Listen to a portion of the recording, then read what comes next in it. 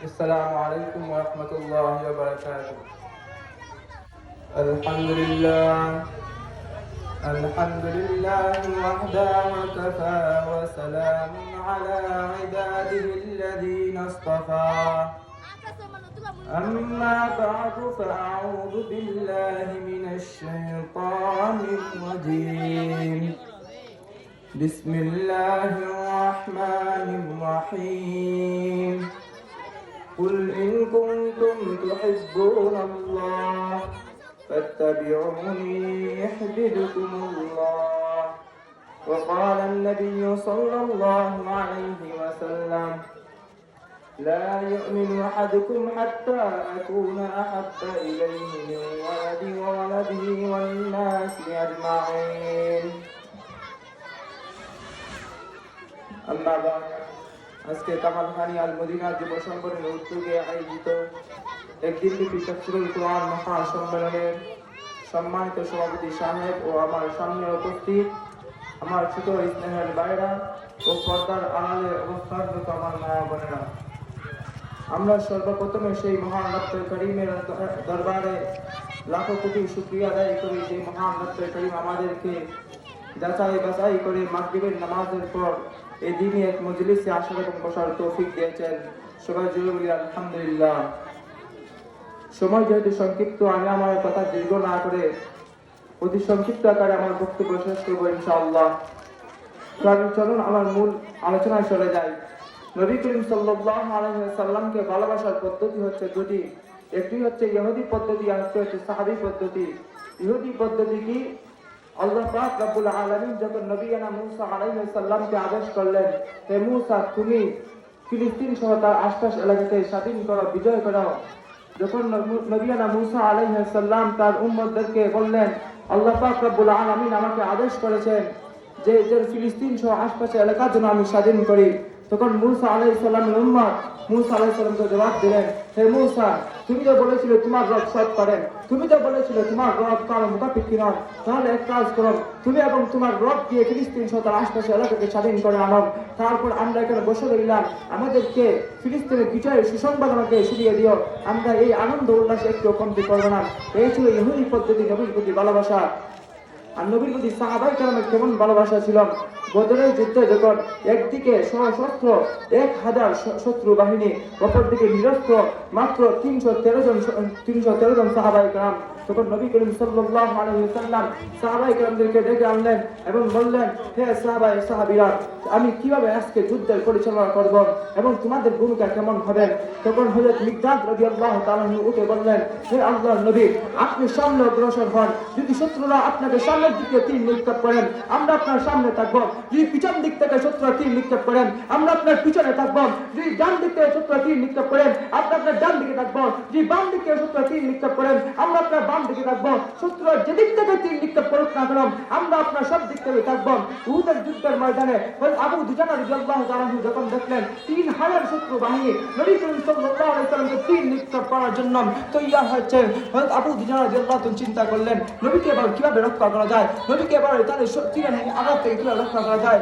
যখন 3000 শত্রু বাহিনী নবী করিম সাল্লাল্লাহু আলাইহি ওয়াসাল্লামের দিকে তীর নিক্ষেপ করেই বসল, তখন হযরত আবু দুজানা রাদিয়াল্লাহু তাআলা আর কোনো পথ না পেয়ে নবীকে বললেন, নবী আপনি বসে পড়ুন। নবীকে বসিয়ে আবু দুজানা রাদিয়াল্লাহু তাআলা নবীর উপর উপস্থিত হয়ে পড়লেন। নবী করিম সাল্লাল্লাহু আলাইহি ওয়াসাল্লাম এর উপর উপস্থিত হয়ে পড়লেন। সামনের দিকে তীর আসলো আবু দুজানার পিঠের মধ্যে, পিছন দিক থেকে তীর আসলো আবু দুজানার দুই রানের মধ্যে, বাম দিকে তীর আসলো আবু দুজানার দুই হাতের মধ্যে বিদ্ধ হলাম। নবী করিম সাল্লাল্লাহু আলাইহি ওয়াসাল্লাম তিনি এমন ভাবে আঁকড়ে রাখলেন যেভাবে একটা মুরগি তার বাচ্চাকে যেভাবে ডানার মধ্যে আশ্রয় দিয়ে নিজের জীবনের সমস্ত ঝুঁকিগুলো নিজের উপর বহন করেন, যেভাবে নিজের বাচ্চাকে রক্ষা করেন আবু দুজানা রাদিয়াল্লাহু তাআলা নবী করিম সাল্লাল্লাহু আলাইহি ওয়াসাল্লামকে ঠিক তেমনি ভাবে রক্ষা করতে করতে শাহাদাত দান করেন। তখন নবীর গায়ে একটা তীরে আঘাত লাগতে দেন নাই। আপনারা জানেন উহুদের যুদ্ধের ময়দানে, উহুদের যুদ্ধের সময় যখন নবী করিম সাল্লাল্লাহু আলাইহি ওয়াসাল্লাম সাহাবায়ে কেরামের জিহাদের জন্য যা জিহাদে অংশগ্রহণ করবেন সেই সাহাবায়ে কেরামের নাম যখন লিখছিলেন, তখন একজন মহিলা সাহাবী তার কুলের দুধের শিশুকে নবী করিম সাল্লাল্লাহু আলাইহি ওয়াসাল্লামের নিকট হাজির করলেন। নবী করিম সাল্লাল্লাহু আলাইহি ওয়াসাল্লাম বললেন, তোমার এই স্কুলের শিশুদেরকে আমার নিকট আনলে এই শিশু দিয়ে আমি কি করবো? তখন মহিলা সাহাবী এই শিশুদেরকে নিয়ে আমি কি করবো? আমি এখানে জিহাদের জন্য নাম লিখছি, তুমি খেলার জন্য নাম লিখছি না। তখন মহিলা সাহাবী বললেন, ও নবী, আমি জানি আপনি এখানে জিহাদের জন্য নাম লিখছেন। আমার পরিবারের, আমার স্বামী, আমার পিতা, আমার ছেলে সবাই আপনার সাথে শহীদ শাহাদাত বরণ করেছেন। আমি চাই এই যুদ্ধে আমার পরিবারের একজন আপনার সাথে শরীক হও। এজন্য আমি আমার কুলের শিশুকে আপনার সম্মুখে হাজির করেছি। নবী করিম সাল্লাল্লাহু আলাইহি সাল্লাম বলেন, ও আমার মহিলা সাহাবী, তোমার এই দুধের শিশুকে নিয়ে আমি কি করবো? সে যুদ্ধের ময়দানে না পারবে তীর ঘুরাতে, না পারবে ঘোড়া চালাতে, না পারবে ডাল ঘুরাতে। তখন মহিলা সাহাবী বললেন, ও নবী, আমি জানি আমার ছেলে ডাল ঘুরাতে পারবে না, আমার ছেলে তরবারি চালাতে পারবে না, আমার ছেলে ঘোড়া চালাতে পারবে না, কিন্তু ও নবী, আমি জানি যখন শত্রুরা আপনাকে উদ্দেশ্য করেন, তীর নিক্ষেপ করবেন, তখন আপনি আমার ছেলেকে ডাল সর ব্যবহার করতে পারবেন। যখন শত্রু তীর নিক্ষেপ করবেন, আমার ছেলেকে আপনি ডাল সর ব্যবহার করবেন। শত্রু তীরের আঘাতে আমার ছেলে যাত্রা হয়ে যাবেন, আমার ছেলে টুকরা টুকরা হয়ে যাবেন, তবু আপনি রক্ষা পাবেন। এটাই আমার কামনা। এই ছিল নবী করিম সাল্লাল্লাহু আলাইহি ওয়াসাল্লামের প্রতি সাহাবীদের ভালোবাসা। তো আল্লাহকে যদি আমরা ভালোবাসতে চাই, নবীকে ভালোবাসা আবশ্যক। নবীকে ভালোবাসা ব্যতীত আল্লাহকে ভালোবাসা অসম্ভব। আল্লাহ পাক রব্বুল আলামিন কুরআন বলেন, কুল ইন কুনতুম তুহিব্বুনাল্লাহ ফাত্তাবিউনি ইউহিব্বুকুমুল্লাহ। হে নবী, আপনি বলে দিন, যদি তোমরা আল্লাহকে ভালোবাসতে চাও, আমাকে ভালোবাসো, আল্লাহ তোমাদেরকে ভালোবাসবেন। নবী করিম সাল্লাল্লাহু আলাইহি ওয়াসাল্লাম বলেন, لا يؤمن أحدكم حتى أكون أحب إليه من ولدي وولدي والناس أجمعين।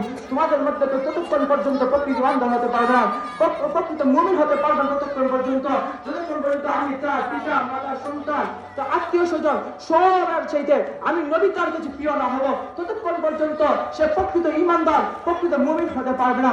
তো নবীর নামে জিলাপি বিতরণ করলে নবীর মহব্বত বহন করা যাবে না। নবীর নামে মিষ্টি বিতরণ করা, এটা নবীর মহব্বত বহন করে না।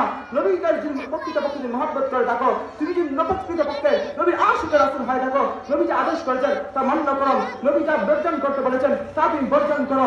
নবী করিম সাল্লাল্লাহু আলাইহি আদেশ করেছেন নামাজ পড়ার জন্য, নবী করিম সাল্লাল্লাহু আলাইহি ওয়াসাল্লাম আদেশ করেছেন রোজা রাখার জন্য, সাধ্য থাকলে যাকাত দেওয়ার জন্য, সাধ্য থাকলে হজ করার জন্য, আল্লাহর রাস্তায় জিহাদ করার জন্য নবী আদেশ করেছেন। তো আমরা আজকে নামাজ পড়ছি, রোজা রাখছি, হজ করছি, যাকাত দিচ্ছি, কিন্তু জিহাদের বেলায় আসলে আমরা আটকে যাচ্ছি। আজকে জিহাদের কথা আসলে আমরা আজকে পিছনে চলে যাই।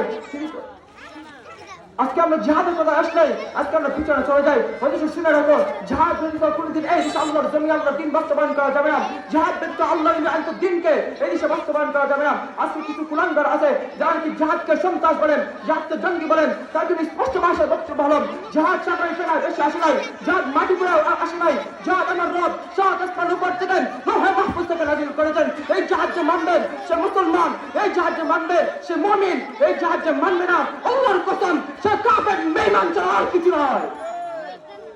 সুতরাং কাজে জিহাদ ব্যতীত এই দেশে আল্লাহর জন্য আল্লাহর দিন বাস্তবায়ন করা যাবে না, জিহাদ ব্যতীত আল্লাহর আনিত দিনকে বাস্তবায়ন করা যাবে না।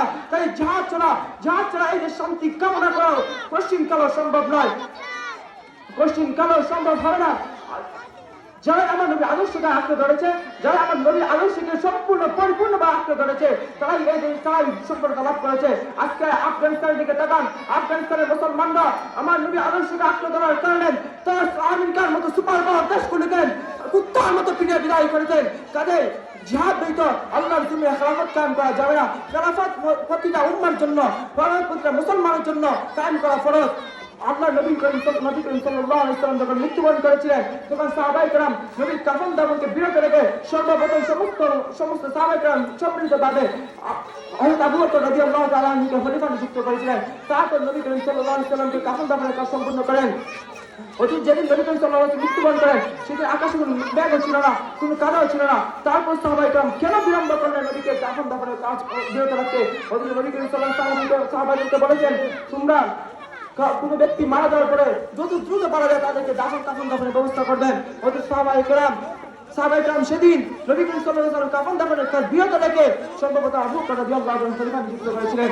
এর থেকে বোঝা যায় যে খেলাফত কায়েম করা কতটুকু জরুরি। প্রতিটা আল্লাহ পাক রব্বুল আলামিন আমাদের সবাইকে আল্লাহর জমিনে আল্লাহর দ্বীনকে বাস্তবায়ন করার তৌফিক দান করুন এবং প্রত্যেককে মুমিন হিসেবে শাহাদাতের তামান্না লালন করার তৌফিক দান করুন। নাসরুল্লাহি ওয়া ফাতহুল করিম ওয়া বাশশিরিল মুমিনিন।